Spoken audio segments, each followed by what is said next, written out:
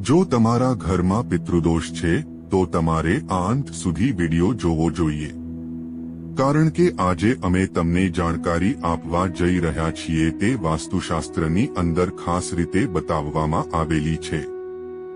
જો આપના ઘરની અંદર વાસ્તુ દોષ હોય અથવા તો પિતૃદોષ હોય ત્યારે પણ આપણે સફળ નથી થઈ શકતા, અને મિત્રો આ જ સત્ય છે। મિત્રો, આ ઉપાય કરવા માટે તમારે અડદની દાળ લેવાની છે, એક નાળિયેર લેવાનું છે, કાળા તલ લેવાના છે અને 1 રૂપિયાનો સિક્કો લેવાનો છે। તો ઉપાય કરશો તો શ્રી હરિ વિષ્ણુ ભગવાનની કૃપા પ્રાપ્ત થશે। જો આપણને શ્રદ્ધા હોય તો મિત્રો કોઈ પણ આપણે ભગવાનની પૂજા આરાધના કરીએ તો આપણને ફળ મળે જ છે, ના મળે એવું બને નહીં, કારણ કે ભગવાનની પાસે બધું જ છે અને આપણે જો ભગવાન પાસે શ્રદ્ધા રાખીએ તો ભગવાન આપણને બધું જ આપે છે। એટલા માટે આ ઉપાય જરૂર કરવો જોઈએ। તો મિત્રો, ઘણી વખતે એવું થતું હોય છે કે આપણે ઉપાય કરીએ પણ ઉપાયની અંદર ઘણી વખત સ્ત્રીઓ એટલી બધી ભૂલો કરે છે જેના કારણે તે ઉપાય નષ્ટ પામે છે અને જે જોતું હોય તેવું ફળ પ્રાપ્ત નથી થતું।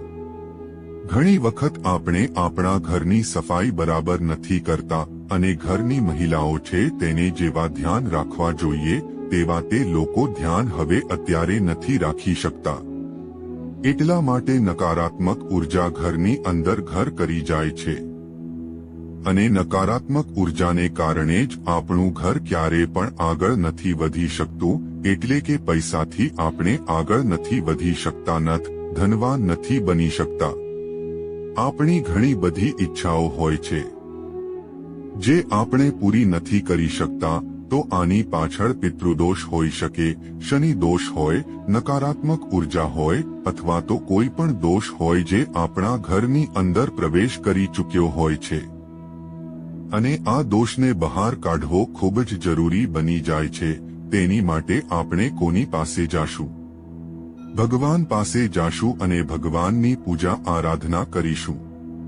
આપણે કોઈ એવી વસ્તુઓથી બહાર નથી કાઢી શકતા।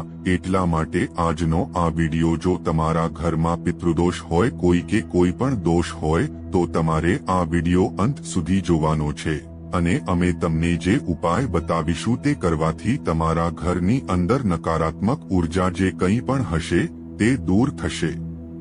આ ઉપાય કોઈ પણ સ્ત્રીએ કરવો જોઈએ। સ્ત્રી હોય તે નાની ઉંમરની હોય કે મોટી ઉંમરની હોય, કોઈ પણ સ્ત્રી હોય તેને જ આ ઉપાય કરવાનો છે અને આ ઉપાય તમારે શુક્રવારના દિવસે કરવો જોઈએ। શુક્રવારનો દિવસ આપણને ખબર છે માતા લક્ષ્મીનો દિવસ છે। જો તમે ગુરુવારના દિવસે કરવા માંગો છો તો ગુરુવારના દિવસે પણ કરી શકો છો। ગુરુવારનો દિવસ શ્રી હરિ વિષ્ણુ ભગવાનને સમર્પિત કરવામાં આવ્યો છે અને મિત્રો તમને ખબર છે કે વિષ્ણુ ભગવાનને પીળો રંગ અતિ પ્રિય છે, એટલે જ્યારે પણ તમે ઉપાય કરો ત્યારે તમારે શ્રી હરિ વિષ્ણુ ભગવાનની પૂજામાં પીળી વસ્તુનો ઉપયોગ જરૂર કરવો જોઈએ। એટલે કે લોટમાં થોડી હળદર ભેળવીને લોટનો દીવો બનાવીને પીળો રંગનો કરીને તેમાં ઘી નાખી, ગાયનું ઘી નાખીને પીળું, અને એવી રીતે તમારે આ વાટ પ્રગટાવી દીવો પ્રગટાવવો જોઈએ। પીળા રંગની મીઠાઈનો ભોગ લગાવવો જોઈએ અને જો શુક્રવારના દિવસે કરો છો તો તમારે લાલ રંગની વસ્તુનો ઉપયોગ કરવો જોઈએ અને તમને ખબર છે કે માતા લક્ષ્મીને લાલ રંગ અતિ પ્રિય છે। માતા લક્ષ્મી અને શ્રી વિષ્ણુ ભગવાનની કૃપા તો આપણા જીવનની અંદર થઈ જાય તો મિત્રો આપણા બધા જ દુઃખ દર્દ દૂર થઈ જાય છે અને આ જ સનાતન સત્ય છે। જો ભગવાન ઉપર વિશ્વાસ રાખવાવાળા માણસો હોય તેને ખબર જ હશે। મિત્રો, આપણે ઉપાયો વિશે વાત કરીશું કે ઉપાય આપણે કેવી રીતે કરવાનો છે। સૌથી પહેલા ઉપાય કરવા માટે આપણે આપણા પૂજાસ્થાનની અંદર બેસી જવાનું છે। પૂજાસ્થાનમાં બેસીને અને માતા લક્ષ્મીની ફોટો હોય તેની આપણે એક બાજોટ મૂકીને સ્થાપના કરવાની છે અને મિત્રો જો તમારી પાસે પિતૃદેવની ફોટો હોય તો તમારે પિતૃદેવના ફોટાની સ્થાપના કરવાની છે। આપણા ઘરની અંદર કોઈ પણ વ્યક્તિ મૃત્યુ પામ્યા હોય એ જ આપણા પિતૃઓ હોય છે. તેની ફોટાની સ્થાપના આપણે વિષ્ણુ ભગવાનની સાથે અને માં લક્ષ્મીની સાથે જ કરવાની છે. તેની પૂજા પણ આપણે કરવાની છે. સૌથી પહેલા આપણે શ્રી હરિ વિષ્ણુ ભગવાનને આપણે કંકુ અને ચંદનથી તિલક કરીશું.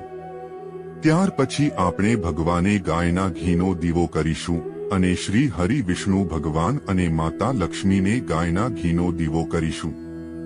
ત્યાર પછી આપણે બધા જ ભગવાનને મીઠાઈનો ભોગ લગાવીશું.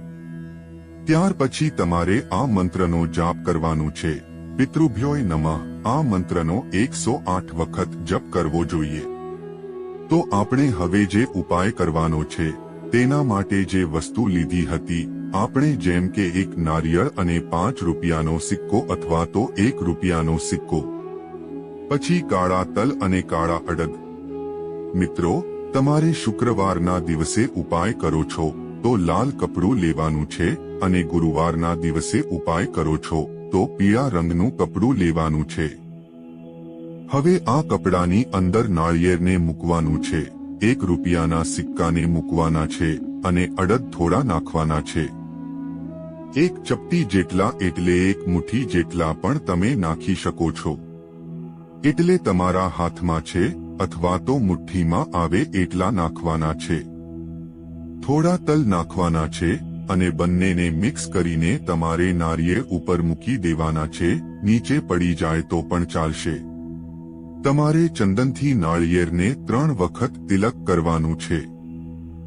ધ્યાન રાખજો, 3 વખત કર્યા પછી તમારે અડદના દાણા છે તેમાં તમારે તિલક કરતા રહેવાનું છે.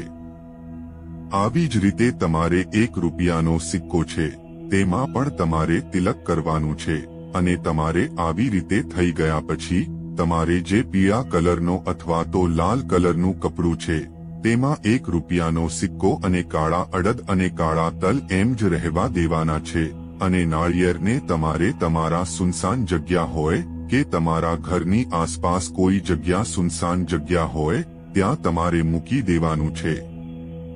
મિત્રો, આ ઉપાય તમારે બધા જ ભગવાનની સામે એટલે કે ભગવાનની પૂજા આરાધના કરો છો ત્યાં જ કરવાનો છે અને સવારમાં વહેલા ઉઠીને જ આ ઉપાય કરવો જોઈએ. સૂર્યદેવને જળ ચઢાવ્યા પછી જ આ ઉપાય કરવાનો રહેશે. આવી રીતે હવે જે પીળા કલર અથવા લાલ કલરનું જે કપડું વધ્યું છે તેની પોટલી બનાવી લેવાની છે. આ પોટલી તમારે તમારા તિજોરીની અંદર રાખી દેવાની છે.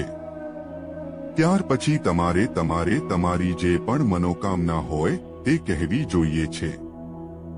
જેમ કે તમારા ઘરની અંદર આવી રહેલી આર્થિક સમસ્યા હોય, જે પણ કંઈ પણ પ્રોબ્લેમ થઈ રહ્યા હોય, ઈચ્છા પૂર્તિ ન થતી હોય, વ્યાપાર ન થઈ રહ્યો, વેપારમાં મંદી આવી રહી હોય, જે કંઈ પણ હોય તે તમારે વિષ્ણુ ભગવાનને અને શ્રી માતા લક્ષ્મીને ભગવાનને અને પિતૃદેવને તમારે કહેવું જોઈએ અને મનોકામના પૂર્ણ થાય એવી તમારે આશા સાથે શ્રદ્ધા સાથે ભગવાનને પ્રાર્થના કરવી જોઈએ. થોડા જ દિવસોમાં તમે જોશો કે પૂર્ણ થઈ જશે. મિત્રો, આ ઉપાય કરવાથી ઘરમાં સુખ શાંતિ આવે છે. તો આ હતી આજની ધાર્મિક વાત. તમને વિડિયો પસંદ આવ્યો હોય તો લાઈક કરજો, શેર કરજો. જય શ્રી કૃષ્ણ મિત્રો.